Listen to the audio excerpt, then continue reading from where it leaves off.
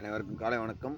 இன்றைய தொகுப்பு என்ன அப்படின்னு பார்த்தீங்கன்னா, எந்த ராசியில் சனி நின்றால் எந்த கோயிலுக்கு செல்ல வேண்டும் என்பதை பற்றி பார்க்க போகிறோம் விரிவாக, ஒன்று ஒன்றா.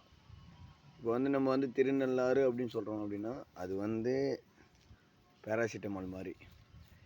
இப்போ நாங்கள் கொடுக்கறது பார்த்திங்கன்னா, எடுத்து குருமார்கள் மூலியமாக செயல்படுத்தி அது வெற்றி கண்ட முறைகளை நாங்கள் உங்களுக்கு தருவோம்.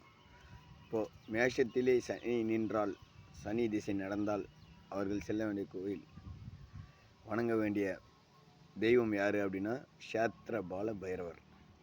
இவர் எங்கிருக்கிறார் என்றால்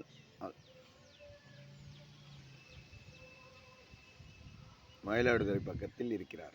க்ஷேத்திரபாலபுரம் என்ற இடத்துல பைரவர் இருக்கார். பைரவர் ஆக்சுவலாக யாருன்னு பார்த்தீங்கன்னா, கால பைரவர் சனீஸ்வரனோட குருதேவர். அவரை வணங்கும் போது சனி தொல்லை இருக்காது.